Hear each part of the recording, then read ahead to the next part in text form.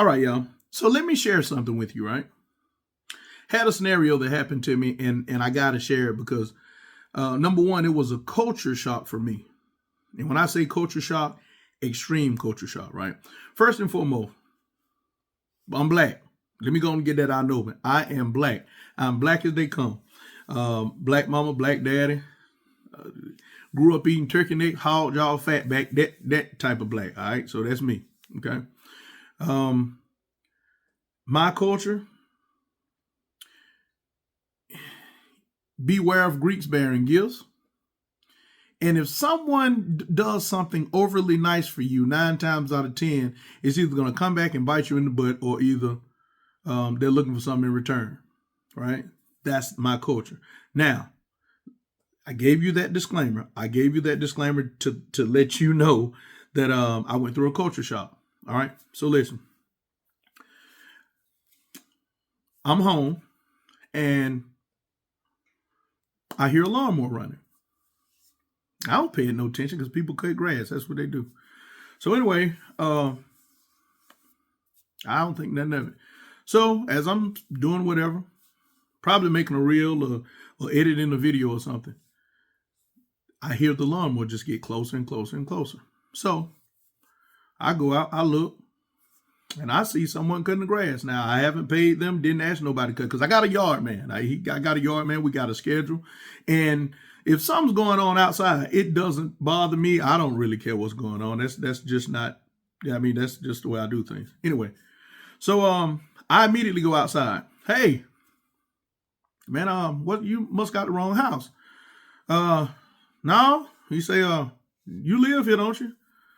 Yeah, I do. He said, well, I was going to cut the grass anyway. He said, because I cut my grass and I looked over and seen your grass need to be cut or could use a cutting. So I just decided to cut it. I don't have nothing else to do.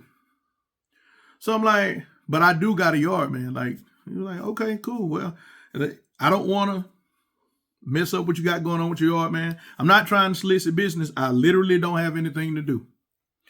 So he said, if you don't mind, I'll finish cutting this. I'll go about my way. Man, let me pay you. That's no, I don't want nothing. All right, that's first time. Second time, I come back. I wasn't there. Come back, yard's cut. I called my yard man. No, I ain't cut it, man. I was going to get you. I got 2 weeks. Okay, cool. Now, mind you, I keep the grass manicured, period. So this third time, I'm hearing the lawnmower, not paying it any attention again. Now, mind you what I said in the beginning. I'm guarded. Beware of Greeks bearing gifts. So at this point, I'm kind of like, you know what? Well, hold on. So I'm hearing the same thing. Lawnmower getting closer and closer and closer and closer. So I look out and I see dude cutting the grass. So at this point, I'm like, this ain't right. The way I was raised, it's not right at all. Like, something ain't right here. Let me go grab my pistol. Something is not right. Okay.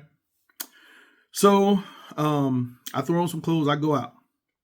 Hey, man, what's going on? We didn't have this conversation before. He said, yeah. He said, and I'm going to tell you, man. He said, I got finished doing mine. I looked over and I saw your grass. Could use a cutting. It didn't need it, but why not? And I don't have nothing else to do. The guy say, I'm a avid Clemson fan. I love football. Clemson ain't playing now. I go to the baseball games, watch the baseball games, but like I don't have nothing else to do.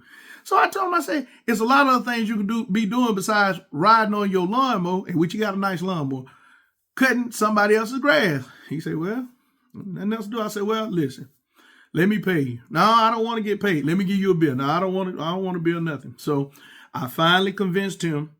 No. Hold on. So he went on and finished. By the time he finished, I hops in my car, right? Because I'm still I'm leery. I'm skeptical about this, what everything's going on. So I'm like, you know what? Let me go check this out. So he drives home, and it's in the same neighborhood around the corner. So, I ain't say around the corner, 2 houses down. So I hop in the car, drive on over. And he say, man, I appreciate you. Now, hold on. I was thinking maybe he followed me on social media, or he knew me from the radio or from TV or something like that. And this guy did not know me from Adam. Period. Did not know me from Adam. And so when I pulled up, he say, man, he said, I'm sorry if I offended you or whatever. He said, I promise I won't do it again. But I just saw, it could use a cutting. So I just went on and did it. So I told him, I said, I won't feel right unless I pay you. So I gave him some money, and then I gave him a Big Dave Eats shirt, right? So he was like, I've seen this before somewhere. And I can tell if somebody like pulling my chain or not, like, yeah. But he was really looking at it like, okay. So anyway, we talked. Again, he's a Clemson fan, and I'm a Clemson fan. So we talked, we briefly chatted or whatever. And I told him, I said, man, look, you don't have to do that. I got a yard, man. He said, but if you don't mind, if I see it need to be done, do you mind me doing it? I'm like, bro, I got a yard, man. But if that tickles your fancy to go on and cut it, go on and cut it. So we just kind of laughed it off. So anyway, come to find out, he messaged me a little later because, again, I gave him the shirt, and he said he did follow me on TikTok, but he didn't know that was me, okay? I'm telling you this story, right? The moral of the story for me. Whatever you put out into the universe, the world, whatever you put out is 9 times out of 10 what you'll receive. Let me say it again for the people in the back. 9 times out of 10, or my belief, whatever you put out into the world, atmosphere, universe, is what you'll receive. Now, the thing for me, right, and I told you it's a culture shock. I try to do good by people. I try to have a genuine heart. I try my best to be good. Do I fail sometimes? Absolutely. But I learn from failure, and I'm not going to make the same mistake twice.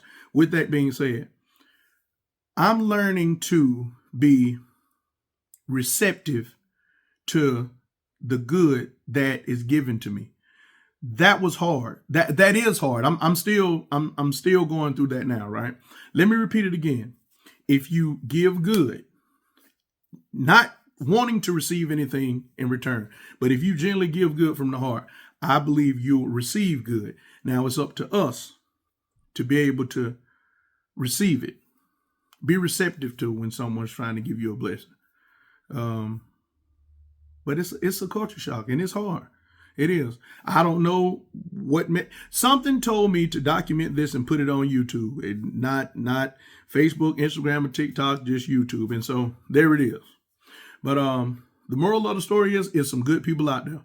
And when good people want to do something good for you, be receptive of it. I'm not telling you to let your guard down. Do not let your guard down. But you just get a feeling. If it's right, it's right,